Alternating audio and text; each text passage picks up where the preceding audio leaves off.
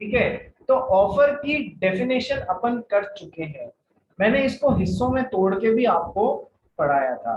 सो दस the offer consists of the following two parts. Number one, expression of one person's willingness either to do or to abstain from doing something। ठीक है, expression of one persons willingness, यानी कि आपको सामने वाले को express करना पड़ेगा, कम्युनिकेट करना पड़ेगा, ठीक है, सिग्निफाई करना पड़ेगा, ये ज्यादा अच्छा वर्ड है, ठीक है। और दूसरा, वो हम क्यों एक्सप्रेस कर रहे हैं, क्यों सिग्निफाई कर रहे हैं, क्यों कम्युनिकेट कर रहे हैं अपना offer. Sir, such expression should be made with a view to obtain the assent of the other person। हम आपको ये ऑफर इसलिए दे रहे हैं with a view to obtain the assent of such other person towards such act or abstinence। मतलब मैं आपकी consent या एसेंट लेने के लिए आपको कम्युनिकेट किया, ठीक है। सो सर देखो, दो जरूरी बातें जो ऑफर की निकल के आई, मिस्टर एक्स मिस्टर वाई को यदि ऑफर देना चाह रहे हैं तो पहली बात तो ऑफर इसको कम्युनिकेट करना पड़ेगा। दूसरी बात, ऑफर क्यों कम्युनिकेट कर रहे हैं, जैसा भी ऑफर है कुछ करने के लिए या कुछ नहीं करने के लिए, उसके प्रति एसेंट या कंसेंट लेने के, इतनी बात तो हमारी समझ में आ चुकी है, ठीक है sir. So we can say that an offer is expression of willingness by one party to another to enter into agreement on stated terms with an intention to obtain the assent of the other। ठीक है sir, ये तो अपन पढ़ ही चुके हैं। So every agreement requires at least two parties। ये बात भी हम जानते हैं कि सर एक बंदा खुद से ही एग्रीमेंट नहीं बना सकता, there must be at least two parties। There can be more than two parties, but there must be at least two parties। ठीक है, जो ऑफर दे रहा है उसको हम क्या बोलते हैं, ऑफरर या प्रपोजर। ऑफर, जिसे ऑफर दिया जा रहा है, ऑफरी या प्रपोजी, ठीक है। सर एक्स ने वाई को ऑफर दिया तो ये ऑफरर, ये ऑफरी, ठीक है, मैं शॉर्ट में लिख रहा हूं। वाई ने उसको यदि रिजेक्ट कर दिया तो कहानी वहीं खत्म। वाई ने उस ऑफर को यदि एक्सेप्ट किया तो सर अब ये हो जाएगा ऑफरी, कौन बन जाएगा, एक्सेप्टर। एक्सेप्टर का कोई अपोजिट टर्म नहीं होता है, एक्सेप्टी वगैरह कुछ नहीं होता है। तो सर ऑफरर, ऑफरी, जब इसने एक्सेप्ट कर लिया तो ये एक्सेप्टर। ऑफरर को क्या बोलते हैं, प्रपोजर, और ऑफरी को प्रपोजी भी बोलते हैं, ठीक है। एक्सेप्टर ये बन जाएगा प्रॉमिस, देखो प्रॉमिसर और प्रॉमिसी, ठीक है।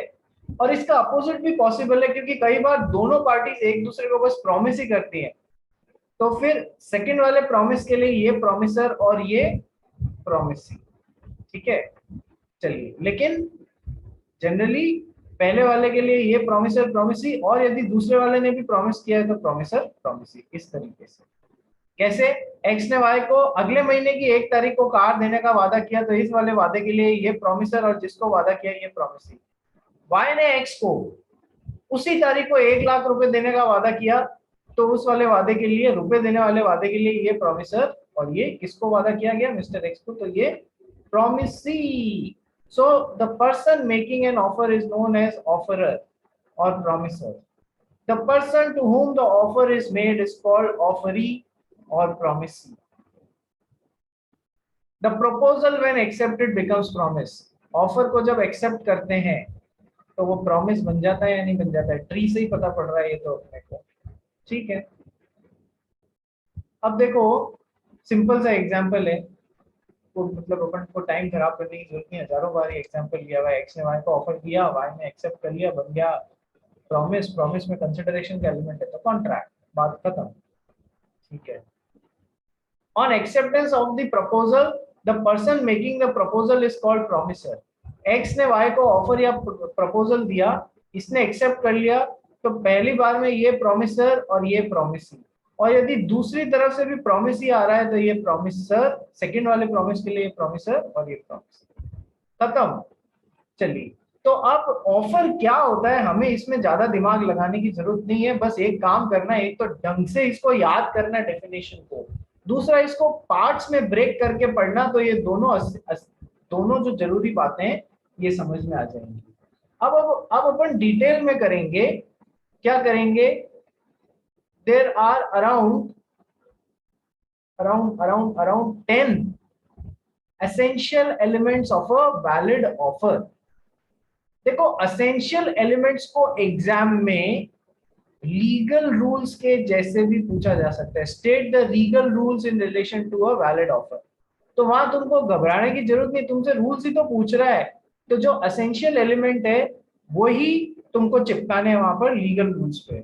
और यदि मतलब state the essential elements of a contract या state the legal rules for a contract, तो सर बात एक ही पूछी जा रही है आपसे। ध्यान रखना, एग्जाम में बच्चे कई बार कंफ्यूज रहते हैं, सर लीगल रूल्स तो आपने करा ही नहीं। अरे लीगल रूल्स क्या और एसेंशियल एलिमेंट्स एक ही तो होते हैं। ओह सर मैं तो भूल गया था, ऐसा मत कर देना। चलिए, so the next thing is, अपन ने जैसे पढ़ा था कॉन्ट्रैक्ट बनाने के लिए 11 एसेंशियल एलिमेंट्स होते हैं। Yes sir. उसी तरीके से अब ऑफर के जो 10 एसेंशियल एलिमेंट्स हैं, क्या क्या बातें ध्यान रखनी है, आइए वो पढ़ते हैं।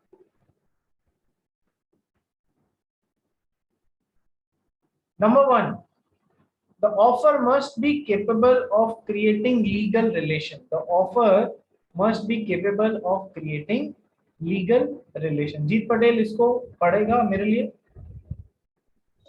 Yes, sir. The offer must be capable of creating legal relations.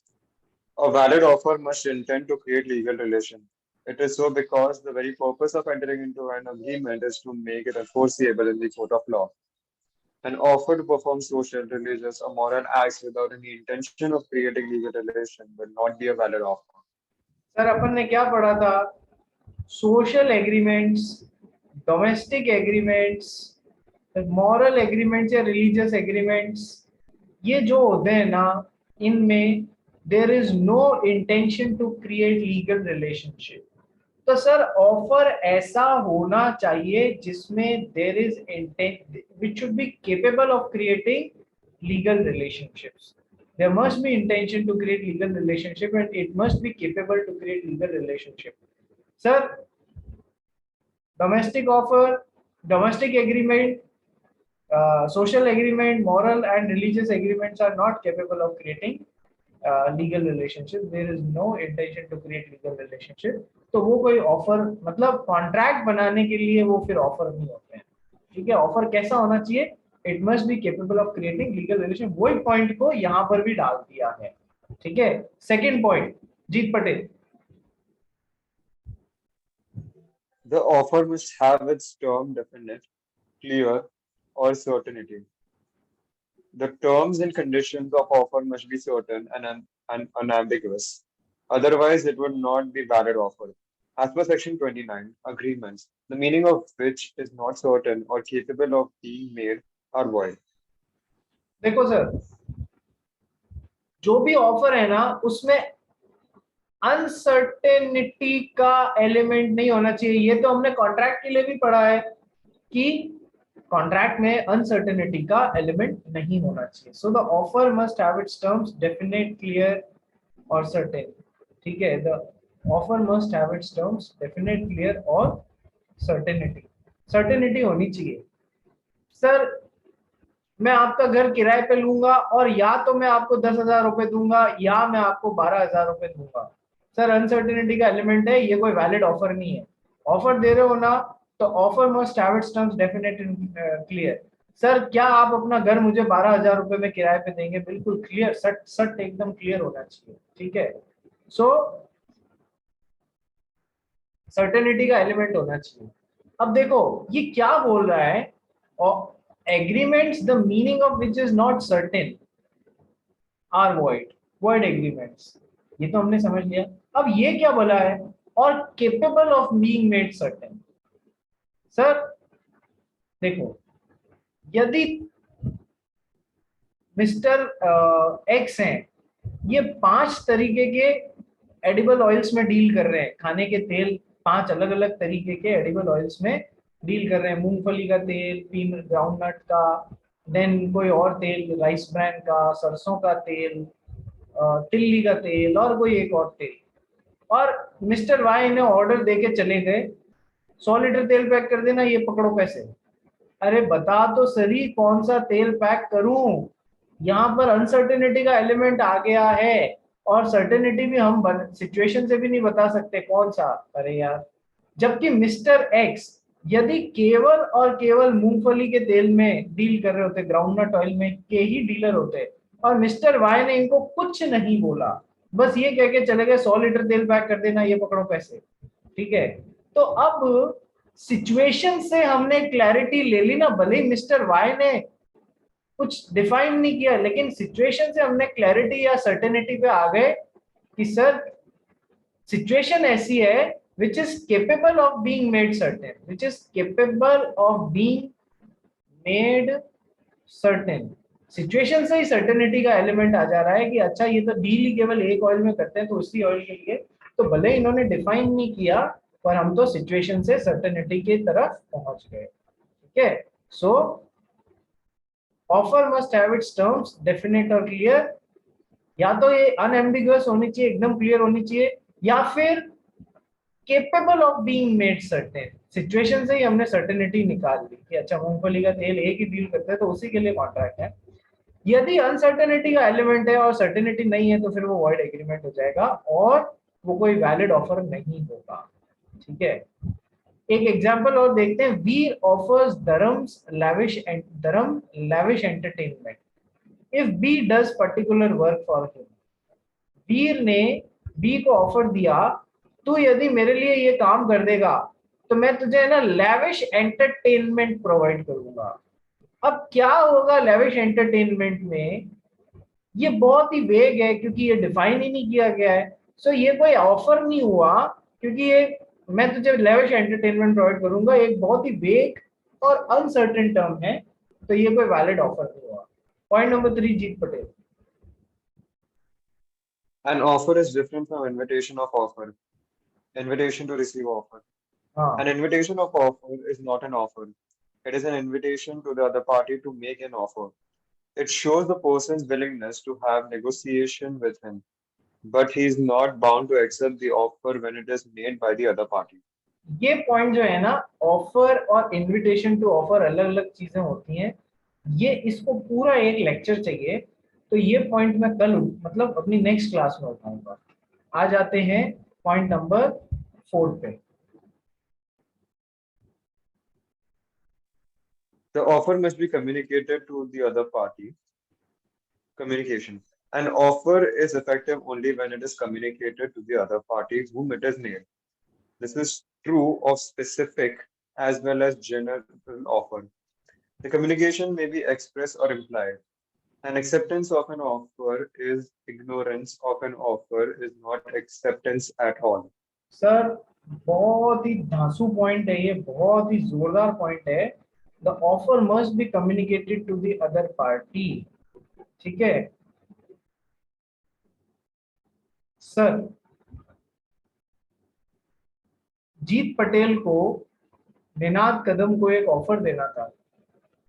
यदि जीत पटेल इस ऑफर को अपने मन में ही सोच के रख लेता है और निनाद कदम को उस ऑफर के बारे में कम्युनिकेट ही नहीं करता है, तो क्या निनाद कदम को वो ऑफर कम्युनिकेट हुआ? नहीं सर, इसने तो अपने मन में ही सोच लिया था। जब इसको ऑफर कम्युनिकेट ही नहीं हुआ, नॉलेज में ही नहीं आया, तो क्या फिर ये उस ऑफर को एक्सेप्ट कर सकता है?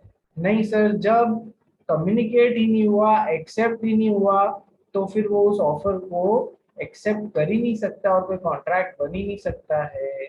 तो सर ऑफर जिस आदमी के लिए दिया जा रहा है उसकी नॉलेज में आना जरूरी है।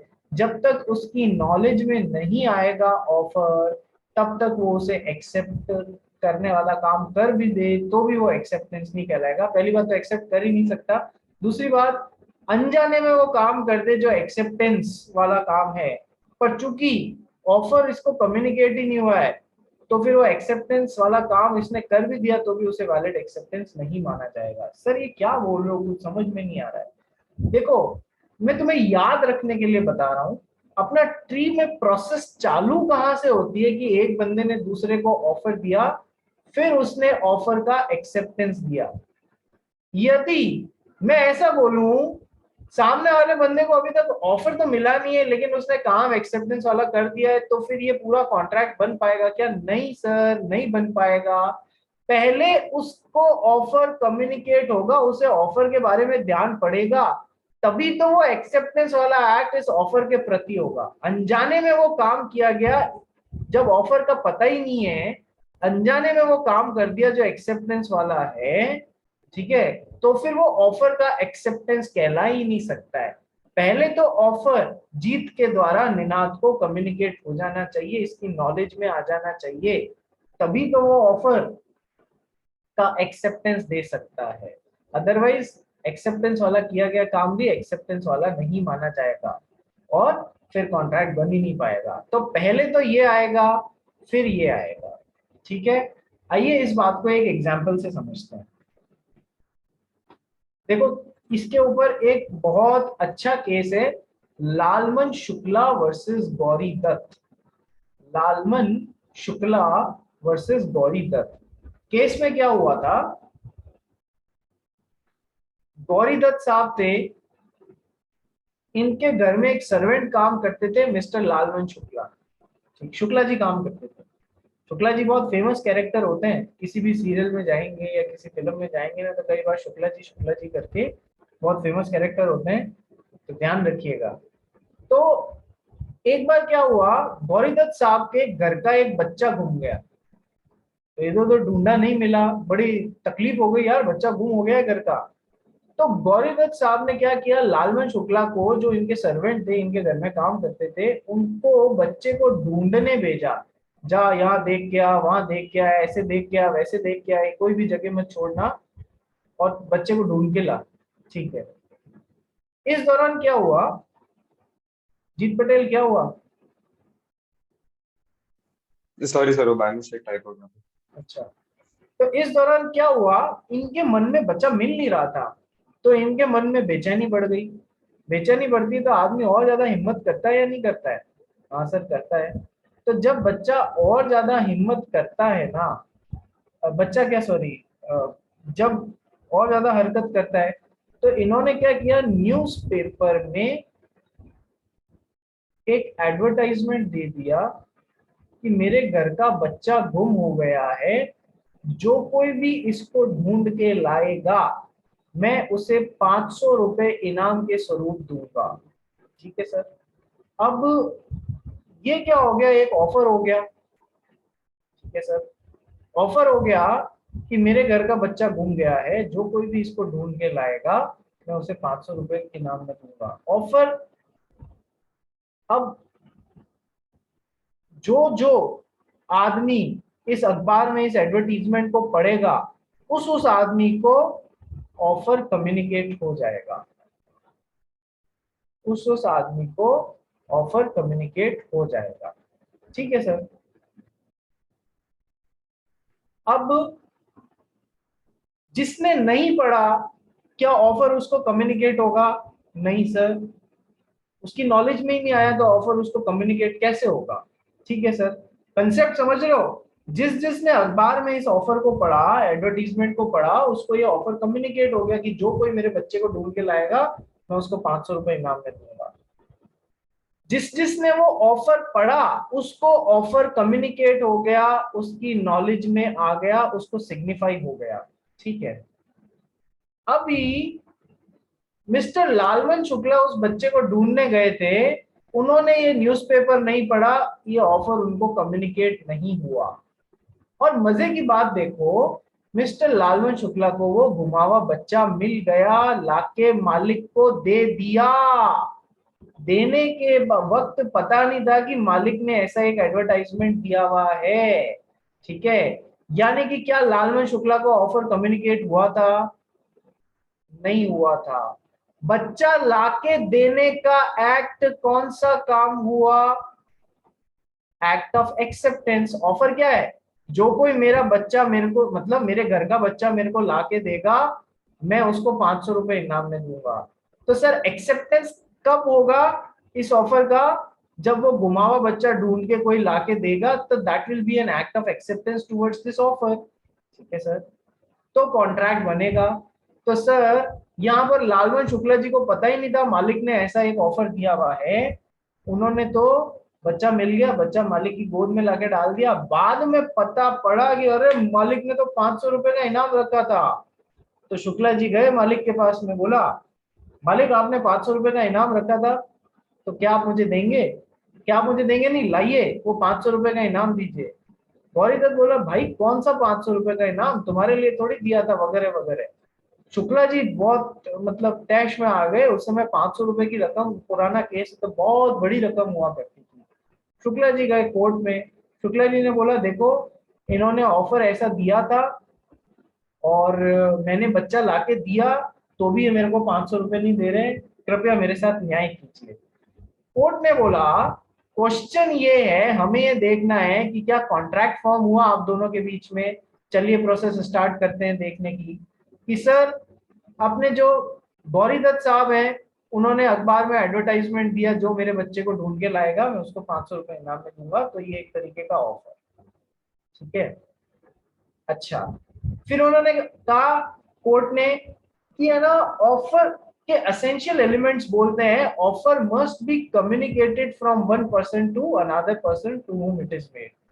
तो उन्होंने लालवन शुक्ला जी से पूछा, लालवन जी, शुक्ला जी, क्या आपने वो एडवर्टाइजमेंट पढ़ा था? यदि पढ़ा था तो कब पढ़ा था? बोले कि सर मैंने वो एडवर्टाइजमेंट नहीं पढ़ा था, मैं घर पे बच्चा लेके आ गया, मैंने वो बच्चा अपने मालिक को सुपुर्द कर दिया, उसके बाद में मेरे को उस ऑफर के बारे में पता पड़ा। ठीक है सर। कोर्ट बोला एसेंशियल एलिमेंट ऑफ ऑफर है कि ऑफर कम्युनिकेट हो जाना चाहिए, तभी तो सामने वाला उसे एक्सेप्ट करेगा। जो ऑफर कम्युनिकेट ही नहीं हुआ, सिग्निफाई ही नहीं किया सामने वाले को, तो सामने वाला उसे एक्सेप्ट कैसे करेगा? और हमने तो ये लाइन भी पढ़ी है कि एक्सेप्टेंस करने वाला काम without the knowledge of the offer, offer का नॉलेज ही नहीं और काम वही कर रहे हो जो एक्सेप्टेंस वाला है, तो भी फिर वो एक्सेप्टेंस नहीं माना जाएगा। हमने तो अभी अभी ये भी पढ़ा था कि बिना ऑफर के नॉलेज के एक्सेप्टेंस वाला काम एक्सेप्टेंस माना नहीं जाएगा। तो कोर्ट ने यही बोला कि सर जब ऑफर आपको कम्युनिकेट ही नहीं हुआ था, तो आप उसका एक्सेप्टेंस कैसे करते? तो जब ऑफर का कम्युनिकेशन ही नहीं हुआ और जब एक्सेप्टेंस हो ही नहीं सकता, तो कोई कॉन्ट्रैक्ट बनेगा क्या? प्रोसेस तो यही रुक गया, कभी कोई कॉन्ट्रैक्ट बनेगा ही नहीं, कभी कोई कॉन्ट्रैक्ट बनेगा ही नहीं। ठीक है सर। तो जब कोई कॉन्ट्रैक्ट बना ही नहीं, तो शुक्ला जी टेक्निकल बेसिस पे प्रॉब्लम हो रही है, कोई कॉन्ट्रैक्ट बन नहीं रहा है, आप घर जाइए, कोई आपको पैसा नहीं मिलेगा।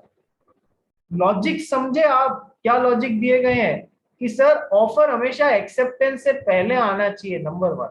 दूसरा, ऑफर जब तक कम्युनिकेट ही नहीं हुआ है तब तक एक्सेप्टेंस वाला काम, तब तक एक्सेप्टेंस आ ही नहीं सकता। यदि फिर भी एक्सेप्टेंस वाला काम कर दिया, तो भी वो कोई एक्सेप्टेंस वाला काम माना नहीं जाएगा। उसका बहुत सिंपल सा कारण है कि जब तक आपको ऑफर का नॉलेज ही नहीं था, एक्सेप्टेंस वाला काम एक्सेप्टेंस माना ही नहीं जाएगा। और जब ऑफर कम्युनिकेट ही नहीं और एक्सेप्टेंस माना ही नहीं जाएगा, तो उसका कॉन्ट्रैक्ट बन ही नहीं सकता है। तो फिर जब कोई कॉन्ट्रैक्ट ही नहीं है, तो फिर क्या एनफोर्स कराने आया हो? बात खत्म। लॉजिक समझ में आया लालवन शुक्ला वर्सेस गौरी दत्त का? बोलिए हाँ या ना, बोलिए। हाँ, Yes, sir. ठीक है। यस तो, सर। तो ये कैसा केस है? ये कैसा केस है? This is a landmark case. This is a landmark case. Landmark क्या होता है? तुमको अपने फ्रेंड को अपने घर का रास्ता बताना है, तो तुमने कहा देख इनऑर्बिट मॉल है, इनऑर्बिट मॉल के पास में मलाड का फर्स्ट बस स्टॉप है, उसके पास में आ जाना। तो तुमने उसको एक लैंडमार्क बताया, इनऑर्बिट मॉल। लैंडमार्क मतलब वो चीज जो तुमको राह दिखाने का काम कर रहा है, रास्ता दिखाने का काम कर रहा है, ये लैंडमार्क है, इधर से इधर मुड़ना है, ये यहां से ये रास्ता जाता है, इसमें मुड़ना है। उसी तरीके से लीगल लैंग्वेज में जो केस लॉज तुम्हें रास्ता दिखाने का काम करें, वो landmark cases, very important cases. तो सर अभी तक क्या क्या बताया मैंने आपको कि सर एक लैंडमार्क केस है। क्या लैंडमार्क केस है? लालमन शुक्ला वर्सेस गौरी दत्त। सर याद रह जाएगा तुम लोग को ये सब, लालमन शुक्ला वर्सेस गौरी दत्त। ठीक है सर, ये एक लैंडमार्क केस है। दूसरा landmark case Balfour versus Balfour. Balfour versus Balfour पढ़ा है ना अपन ने? बोलो हाँ या ना। Yes, sir. Balfour versus Balfour. Social and domestic agreements are having no intention to create legal relationship. That's why they are not contracts. तीसरा landmark case, अरे कंपनीज एक्ट में तो कितने ही लैंडमार्क केस पढ़ लिए रे। Solomon versus Solomon and company, Solomon versus Solomon and company. और कौन से लैंडमार्क केस पढ़े हैं रे? दिनशो मानिक जी पेटिट केस, दिनशो मानिक जी पेटिट केस, याद आ रहे हैं सबको? ठीक है, तो ये Yes, रास्ता sir. दिखाने के काम करते हैं ये सब केसेस। ये याद रखना, जो इंपॉर्टेंट केस होगा मैं खुद आपको बोलूंगा, भैया इसको याद रख लो। ठीक है, तो आइए बस पढ़ लेते हैं। G sent his servant L to trace his lost nephew. Gauri Dutt का नेफ्यू, घर का बच्चा जो था वो नेफ्यू था उसका। When the servant had left, servant ढूंढने चला गया, उसके बाद में गौरी दत्त ने अनाउंस किया कि जो बच्चे को ढूंढेगा उसको 500 रुपए का इनाम दिया जाएगा। ये अनाउंसमेंट करवा दिया, अखबार में छपवा दिया, अनाउंसमेंट करवा दिया। L Lalman Shukla found the boy and brought him home. अब यानी एक्सेप्टेंस वाला काम तो कर लिया इसने, लेकिन when L came to know about the reward, बाद में पता पड़ा कि यार इस पे तो रिवार्ड भी था। He filed a suit against Gauri Dutt to recover the reward. मांगा, उसने दिया नहीं तो केस फाइल कर दिया। It was held that L was not entitled towards the reward because he did not know about the reward, यानी कि offer, when he found the missing boy. तो एक्सेप्टेंस वाला काम, एक्सेप्टेंस वाला होके भी एक्सेप्टेंस नहीं माना जाएगा, क्योंकि ऑफर का तो नॉलेज ही नहीं था, इसलिए कोई कॉन्ट्रैक्ट बनेगा ही नहीं। ठीक है, आइए टाइम खत्म हो रहा है, तो मैं आपको वापस नया लिंक शेयर करता हूँ, उस पर रिज्वाइन कीजिए।